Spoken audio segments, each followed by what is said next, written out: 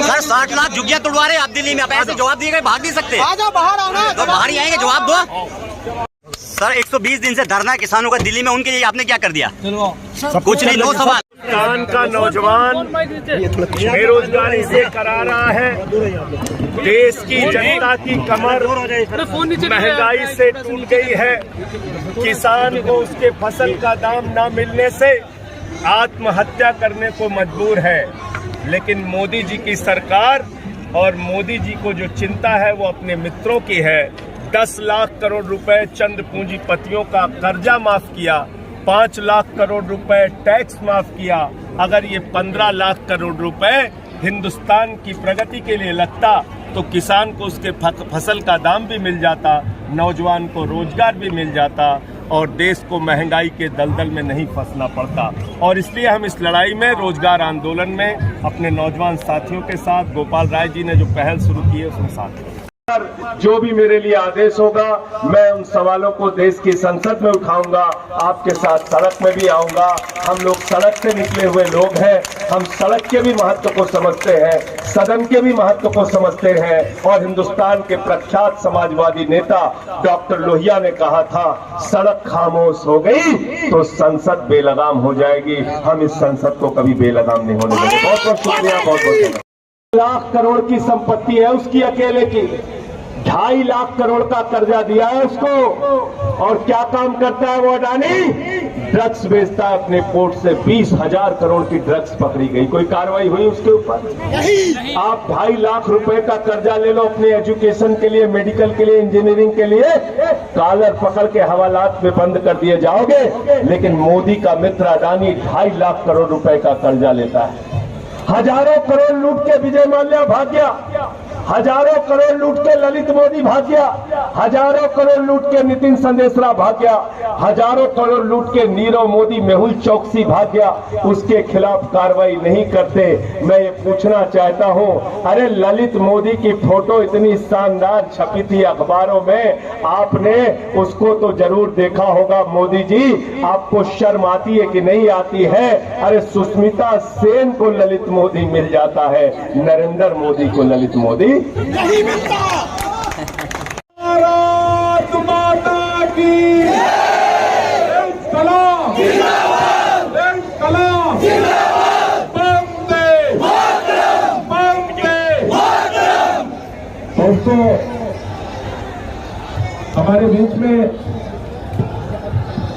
रोजगार आंदोलन का आज 6ठा दिन है। इस रोजगार आंदोलन को समर्थन देने के लिए तमाम छात्र संगठनों ने, युवा संगठनों ने, मजदूर संगठनों ने, महिला संगठनों ने अलग अलग दिनों में आपको आके समर्थन किया।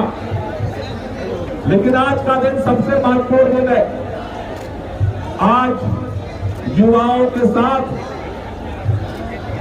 देश के जाने माने किसान नेता आज जंतर मंतर पर आपको समर्थन देने के लिए आए। आज इस जंतर मंतर से एक साथ जय जवान और जय किसान का नारा साकार हो रहा है। इसलिए एक बार हम जोर से बोलेंगे, जय जवान, जय किसान, जय जवान, जय किसान, जय जवान, जय किसान, जय जवान, जय किसान।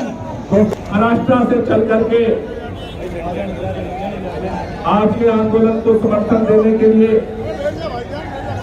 स्वाभिमान शेतकारी संगठन के नेता और पूर्व सांसद राजू सेठी जी आपके बीच में पहुंचे। हम चाहते हैं कि जोरदार तालियों से एक बार उनका स्वागत होना चाहिए। हमारे बीच में डीएम सिंह जी, जिनके जो परिचय के मोहताज नहीं है, देश के अंदर चाहे गन्ना किसानों की लड़ाई हो, चाहे एमएसपी की हो, हर समय वो खड़े रहते हैं। हमारे बीच में अंबावता जी है, जिन्होंने इस दिल्ली के अंदर इस जंतर मंतर पर कितने आंदोलन किए उसकी गिनती करना मुश्किल है। हमारे बीच में अलग अलग राज्यों से तमाम किसान नेता यहाँ पर बैठे हुए हैं। बलराज जी बैठे हुए हैं, हमारे बीच में गजेंद्र जी बैठे हुए, हरीश जगतार जी बैठे हुए, हरियाणा के हमारे किसान संगठन के अध्यक्ष बैठे हुए। दोस्तों, कल जैसा पहले से घोषित था, संयुक्त रोजगार आंदोलन समिति ने ऐलान किया था कि 16 से 22 अगस्त तक रोजगार आंदोलन का ये चेतावनी आंदोलन है। 16 तारीख से आंदोलन अलग अलग चलते हुए यहाँ जंतर मंतर पहुंचा है। जंतर मंतर पर आंदोलन होने की घोषणा हुई, परमिशन नहीं मिली। रात में जहां रुके थे सारे आंदोलनकारी, देश भर से आए थे नंद नगरी में, वहां से सुबह निकले जंतर मंतर के लिए, वहीं रोक दिया गया। पुलिस ने कहा बाहर नहीं जा सकते। नंद नगरी में वहीं पर आंदोलनकारियों ने अनशन शुरू किया। 3 दिन उनका अनशन चला। चौथे दिन फिर पुलिस आई परसों, बोली अब यहाँ भी आंदोलन नहीं करते। आंदोलनकारियों ने कहा कि आंदोलन नहीं कर सकते तो जेल में ले चलो, हमें गिरफ्तार करो। पुलिस ने छावनी बना करके उनको गिरफ्तार किया और गिरफ्तार करके नंद नगरी से भी उठा ले गए। फिर रात में जाकर के उनको छोड़ा। कल फिर वो जंतर मंतर पे पहुंच गए, जहां पर गिरफ्तारी दी। आज प्रशासन ने कहा कि इनको रोक नहीं सकते, इसलिए परमिशन दे दो। आज जो है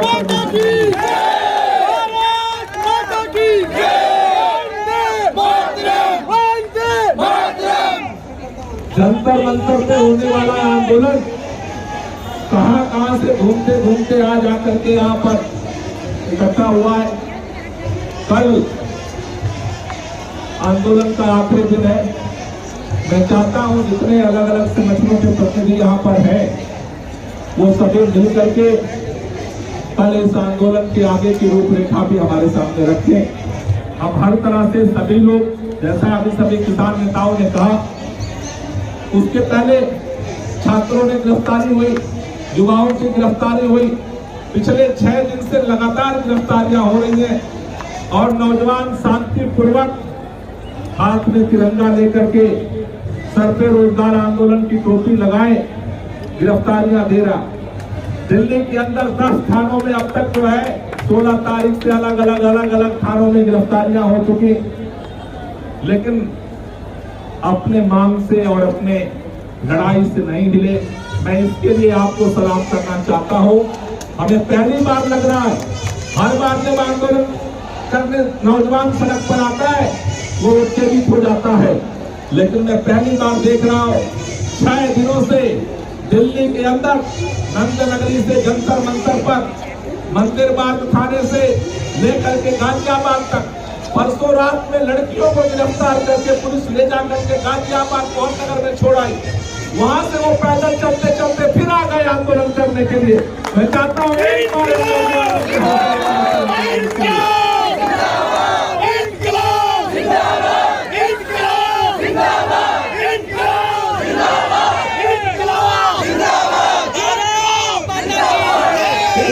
मैं आपको बताना चाहता हूँ, इन्होंने यहाँ टेंट लगाने का भी परमिशन नहीं दिया। बोले 150 से ज्यादा की परमिशन नहीं है, अगर कोई आएगा तो रोक दिया जाएगा। कई किसान आ रहे थे, कई लोगों को रास्ते में रोक दिया गया, यहाँ आने नहीं दे रहे। लेकिन मैं आपसे कहना चाहता हूँ, ये जो आंदोलन का संकल्प लिया है, इस आंदोलन में केरल से नौजवान पहुंचे, तमिलनाडु से पहुंचे, कर्नाटका से पहुंचे, आंध्रा से पहुंचे, तेलंगाना से पहुंचे, गुजरात से पहुंचे, राजस्थान से पहुंचे, मध्य प्रदेश से पहुंचे, हरियाणा से पहुंचे, जम्मू कश्मीर से पहुंचे, आसाम से पहुंचे, यूपी, बिहार, झारखंड, छत्तीसगढ़, उड़ीसा, देश के कोने कोने से पिछले 7 दिन से नौजवान जो है इन सड़कों पर घूम रहा है।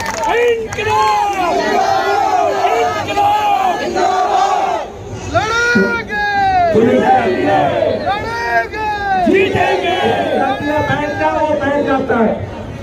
पुलिस कहती है खड़े हो जाओ, वो खड़े हो जाता है। पुलिस कहती है गिरफ्तारी दे दो, गिरफ्तारी दे देता है। पुलिस कहती है इधर जाओ, इधर जाता है।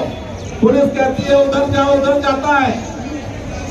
जो वो कहती है वो मानता है, लेकिन एक बात पर टिका हुआ है कि आजादी के 75 साल बाद इस देश के लोगों की बेहतरी के लिए, देश के लोगों के तरक्की के लिए, देश की तरक्की के लिए रोजगार चाहिए। इससे वो समझौता करने को तैयार नहीं है।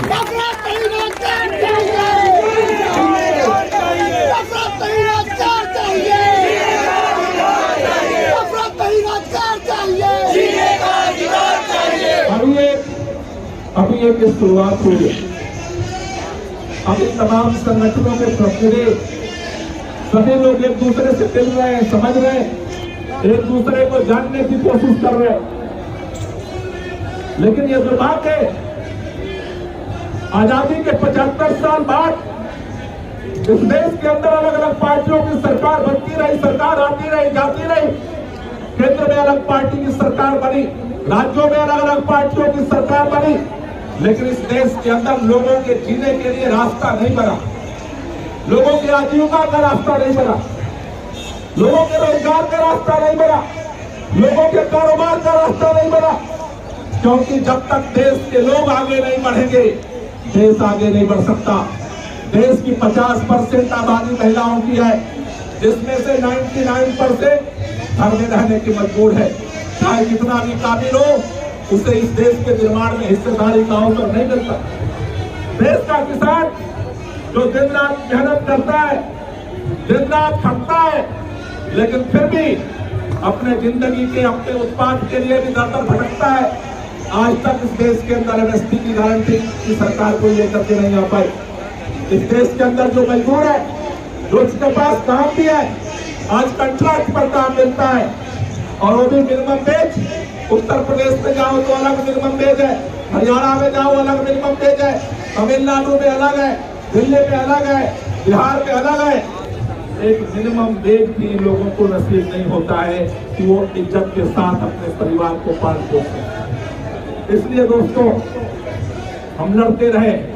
पूरे देश के अंदर एक कोशिश की जा रही है। आप जानते हो, आज की तारीख में $1 अमेरिका का ये रुपया है। जैसे हमारे देश में रुपया हमारा करेंसी है, वैसे अमेरिका की करेंसी है, उसका नाम है डॉलर। हमने 1947 के बाद 75 साल में इतनी तरक्की की, इतनी तरक्की की, इतनी तरक्की की, इतनी तरक्की की कि आज 80 रुपया हम देते हैं तो $1 हमें मिलता है। इसको मोटे अगर शब्दों में समझो तो हमारा रुपया 80% गुलाम हो चुका। 80% गुलामी हम दे चुके 75 साल में, जिसको हमारे शहीदों ने अपनी जान की बाजी लगा करके आजादी हमें सौंपी थी। 20 रुपया बचा है, 80 रुपए पूरे दान में डाल दो तो $1 निकलेगा। बस 20% बची है आर्थिक आजादी हमारी। और इसलिए आज रोजगार की लड़ाई, कारोबार की लड़ाई, एमएसपी की लड़ाई, मिनिमम वेज की लड़ाई केवल आर्थिक लड़ाई नहीं है, पेट की लड़ाई नहीं है, रोटी की लड़ाई नहीं है, ये देश को बचाने की लड़ाई है। अगर आज नहीं सब मिलकर से खड़े होंगे तो ये जो 20% आजादी बची है, ये भी खत्म हो गए।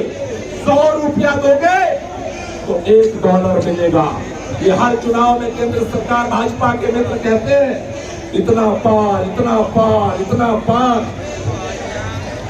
अगर देश के लोग नहीं खड़े हुए, देश के अंदर नीतियां नहीं बदली गई, देश के अंदर उत्पादन के रास्ते नहीं बदले गए, देश के अंदर निर्यात के रास्ते नहीं बदले गए, तो देश तरक्की की तरफ नहीं बढ़ेगा। और एक दिन रुपया 100 के पार हो जाएगा। 100 रुपए का मतलब $1। इसलिए आपसे कहना चाहता हूं, इस देश के अंदर रोजगार का आंदोलन हर समाज के मान सम्मान का आंदोलन है। और इसलिए अब तक जो आंदोलन होते रहे, सरकार इतने मजबूर कर देती थी कि उसके विरोध में लड़ते थे लोग। लेकिन रोजगार आंदोलन किसी के विरोध का आंदोलन नहीं है। हम सरकार का सहयोग करना चाहते हैं। 75 साल में सरकारों को राष्ट्रीय रोजगार नीति बनानी थी, नहीं बनाई। देश के लोगों ने मिलकर के, तमाम अर्थशास्त्रियों ने मिलकर के, तमाम रिसर्च स्कॉलर्स ने मिलकर के राष्ट्रीय रोजगार नीति को तैयार किया है। हमने सरकार के पास भेजा है। हमने ये भी लिख करके भेजा था कि पूरे देश के तमाम लोग 16 से 22 तक दिल्ली आ रहे, इस पर हम चर्चा करना चाहते, लेकिन कोई इस तरह से जवाब नहीं आया। ये आंदोलन इस देश के लिए, इस देश की बेहतरी के लिए जो आंदोलन शुरू हुआ है, ये 7 दिन का तो एक सांकेतिक आंदोलन था, जिससे हम सब मिल सके, एक साथ बैठ सके, एक साथ बात कर सके और आगे की योजना बना सके। आज हमें खुशी है कि पिछले 6 दिनों के आंदोलन में देश के तमाम छात्र संगठन जो देश के अंदर अलग अलग यूनिवर्सिटी कॉलेज में काम करते हैं, वो इस आंदोलन का हिस्सा बने।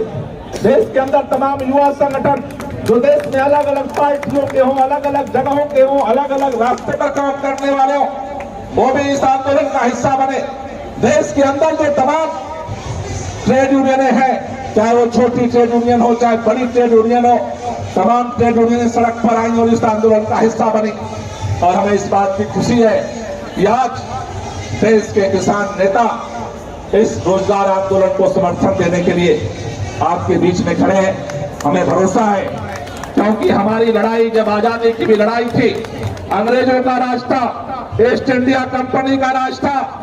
अंग्रेजों ने धीरे धीरे धीरे धीरे राजा को नवाब से लड़ाया, नवाब को राजा से लड़ाया, किसान को मजदूर से लड़ाया, सैनिकों को किसान से लड़ाया। उनकी नीति थी फूट डालो और हमारे स्वतंत्रता सेनानियों ने एक रास्ता निकाला, एकता बनाओ और आजादी। आज भी 75 साल बाद वहीं खड़ा है वो। अगर हमें समाधान चाहिए, देश को आगे बढ़ाना है, देश के लोगों को आगे बढ़ाना है, देश के 135 करोड़ लोग जो इस मां भारती के बेटे बेटियां हैं, यहां पैदा हुए हैं, चाहे वो किसी भी जाति के हो, धर्म के हो, क्षेत्र के हो, भाषा के हो, किसी भी बोली के हो, उनको इस देश के निर्माण में हिस्सेदारी मिले, उनको भी मान सम्मान के साथ जीने का हक मिले, वो भी देश के लिए कुछ कर सके, अपने लिए कुछ कर सके। ये 75 साल बाद हमें ये लड़ाई लड़नी पड़ेगी। हमारे पूर्व के जो स्वतंत्रता संग्राम सेनानी थे, जो हमारे शहीद थे, वो अपने कब्रों से, शमशान से निकल करके नहीं आने वाले। उन्होंने अपने वक्त की लड़ाई को लड़ा है। आज 75 साल बाद आज के वक्त के बेटे बेटियों की जिम्मेदारी है कि जो हमारे शहीदों के सपने अधूरे रह गए हैं, उन सपनों को पूरा करने के लिए हम कमर कसे। देश की लड़ाई में, रोजगार की लड़ाई में इस बात से फर्क नहीं पड़ना चाहिए कि तुम हिंदू हो कि तुम मुसलमान हो, तुम सिख हो कि तुम ईसाई हो, तुम अगड़े हो कि तुम पिछड़े हो, तुम महिला हो कि तुम पुरुष हो, तुम बंगाली हो कि मद्रासी हो, इससे फर्क नहीं पड़ना चाहिए। हम भारतवासी हैं और भारत के लोगों की बेहतरी के लिए, तरक्की के लिए हम भारत माता की जय। हम तुम्हारे साथ हैं, इसलिए हम तुम्हारे साथ हैं। ये जो 6 दिनों के अंदर एकता बनने का जो बुनियाद पड़ी है, हम आगे बैठेंगे, बैठ करके कैसे अलग अलग अधिकार की जो लड़ाई है वो भी आगे बढ़े, लेकिन सब मिल करके इस देश की बेहतरी के लिए रोजगार की लड़ाई को भी आगे बढ़ाएं। इसके लिए हम काम करेंगे। इस आंदोलन के दौरान इस समय तमाम सांसदों को भी यहां से पत्र लिखा गया है। हमारी कोशिश है, मैं संयुक्त रोजगार आंदोलन समिति के लोगों से अपील करना चाहता हूं कि कल जब आप अपनी फाइनल बैठक करें तो 28 नवंबर से शीतकालीन सत्र शुरू हो रहा है, क्योंकि कानून बनेगा पार्लियामेंट के अंदर और पार्लियामेंट के अंदर कानून बनाने वालों के साथ संवाद भी जरूरी है। इसलिए 28 नवंबर से सत्र शुरू होने वाला है, शीतकालीन सत्र। मैं आप सबसे निवेदन करना चाहता हूं कि ठंडे दिमाग से तय करके शीतकालीन सत्र से पहले फिर इस दिल्ली के अंदर मजबूती के साथ इस रोजगार आंदोलन का कारवां आगे बढ़ने की रणनीति बनाइए। हम जितने यहाँ बैठे हैं और जो अलग अलग दिनों में आकर के वापस गए, उन सारे लोगों को उन सभी लोगों की तरफ से अलग अलग जो हमारी बात हुई है